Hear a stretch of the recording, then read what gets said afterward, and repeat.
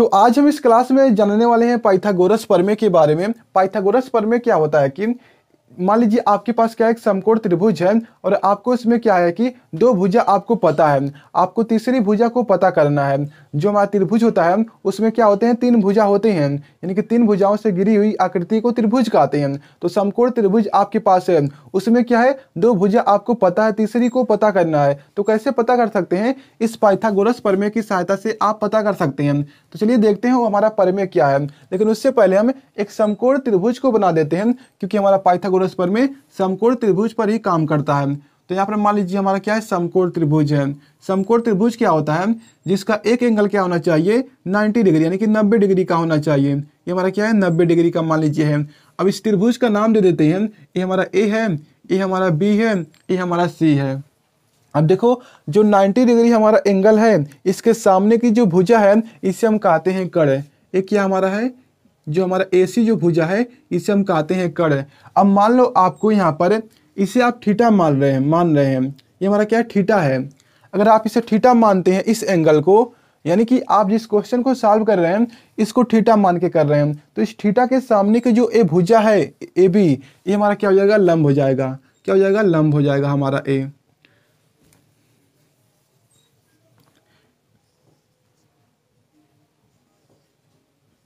ये हमारा लंब है। और जो नीचे की हमारी ए भुजा है, थीटा के जो सामने, यानी कि जो थीटा के, यानी कि जो हमारा BC है, ये हमारा क्या हो जाएगा, आधार हो जाएगा। क्या है हमारा ए, आधार हमारा है। अब मान लो इसे थीटा ना मानकर इसको माने होते तो ए लंब हो जाता और ए आधार हो जाता। मान लो अगर आप इसे थीटा मानते हो तो थीटा के सामने हमेशा लंब होता है, तो इसे थीटा माने हो तो इसके थीटा के सामने का जो भुजा है वो लंब हो जाएगा। अगर आप इसे मानते तो ए लंब हो जाता और ए आधार हो जाता, तो मैंने इसे माना है थीटा, तो हमारा लंब हो गया, ये हमारा आधार हो गया।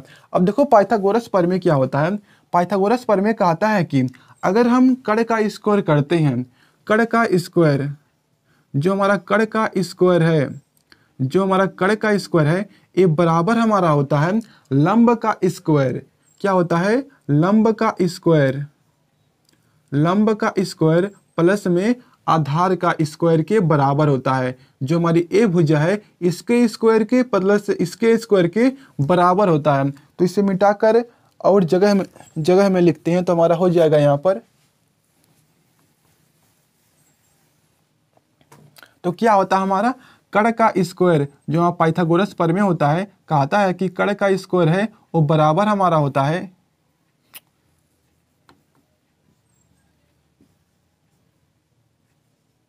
लंब का स्क्वायर प्लस में आधार का स्क्वायर।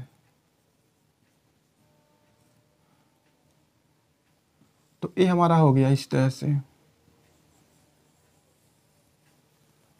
तो ये हमारा क्या है, पाइथागोरस प्रमेय है। क्या है, पाइथागोरस प्रमेय है। कड़ का स्क्वायर बराबर में लंब का स्क्वायर प्लस में आधार का स्क्वायर। तो इस तरह से हमारा हो गया।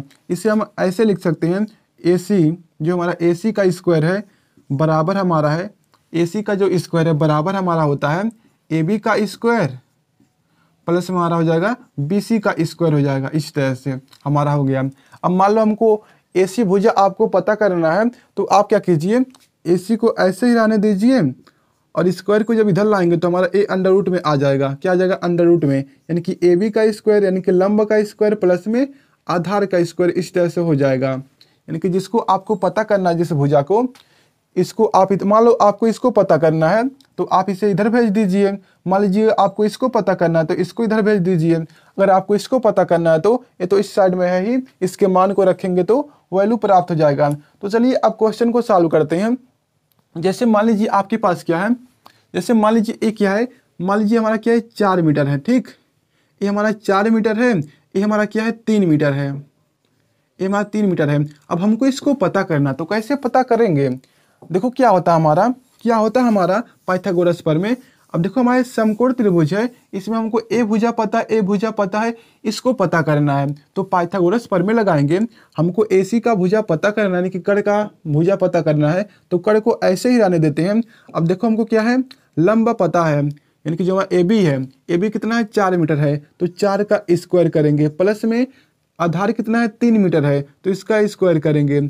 अब इसका स्क्वायर करेंगे तो 16 हो जाएगा, प्लस में इसका करेंगे तो 9 हो जाएगा, अब देखो हमारा क्या है यहाँ पर AC का स्क्वायर, यहाँ पर हो गया AC, लेकिन हमको चाहिए केवल भुजा चाहिए, हमको स्क्वायर नहीं चाहिए। तो क्या करते हैं, इसको स्क्वायर को हम इधर लाते हैं। तो जब स्क्वायर को लाएंगे इधर, वर्ग को लाएंगे तो हमारा A अंडर रूट में हो जाएगा इस तरह से। अब AC हमारा हो गया। अब देखो इसको जोड़ेंगे तो हमारा आ जाएगा 25, यानी कि अंडर रूट में 25 आ गया। जब इसे बाहर निकालेंगे तो हमारा आ जाएगा 5 आ जाएगा, यानी कि इसका वर्गमूल जो होता है 5 होता है। तो हमारा आ गया 5 मीटर। तो यानी कि जो हमारा AC है वो किसके बराबर है, 5 मीटर के बराबर हमारा है।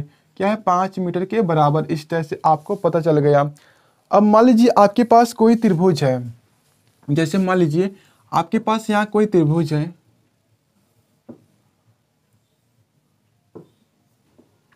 और ये हमारा क्या है 90 डिग्री का एंगल है, और हमारा मान लीजिए हमारा थीटा है, ठीक। इसको मान लीजिए आपने थीटा, ये हमारा क्या A है, ये हमारा B है, ये हमारा C है। अब आपको ये चीज़ पता है, ये हमारा क्या है, मान लीजिए आपको क्या, मान लीजिए हमारा क्या है, ये 15 है, और मान लीजिए हमारा ये क्या है 12 है। इसको हमको पता करना है। तो कैसे पता करेंगे, इसको हमको पता करना है, इस भुजा को आपको पता करना है। अब देखो इस त्रिभुज में आप ध्यान से देखो, इसमें क्या है, कर्ण पता है, लंब पता है, हमको आधार पता करना है। तो सबसे पहले हम पाइथागोरस प्रमेय को लिखेंगे। यहाँ पर पाइथागोरस प्रमेय क्या कहता है, कर्ण का स्क्वायर, कर्ण का स्क्वायर बराबर हमारा होता है, कर्ण का स्क्वायर बराबर होता है किसके, लंब का स्क्वायर। क्या होता है, लंब का स्क्वायर प्लस में आधार का स्क्वायर। अब देखो हमको क्या पता है, कर्ण पता है, लंब पता है। देखो हमने क्या किया, यहाँ पर एक गलती कर दिया, हमको लंब नहीं पता है, ये हमारा लंब नहीं है। थीटा तो आपने इसे माना है ना, तो थीटा के सामने का जो भुजा होता है वो लंब होता है। हमको आधार पता है, ये हमारा क्या है, आधार है। देखो हमारा इस तरह से खड़ा है, तो इसका मतलब ये नहीं है कि ये हमारा लंब है। आप इसको ऐसे पलट दीजिए तो हमारा ये आधार है, ये हमारा लंब है। तो थीटा के सामने का लंब होता है। तो देखो हमारा क्या है, लंब हमको नहीं पता है, हमको कर्ण और आधार पता है। तो देखो यहाँ पर मान को रखेंगे तो कर्ण का स्क्वायर, तो 15 का स्क्वायर हो जाएगा हमारा, बराबर में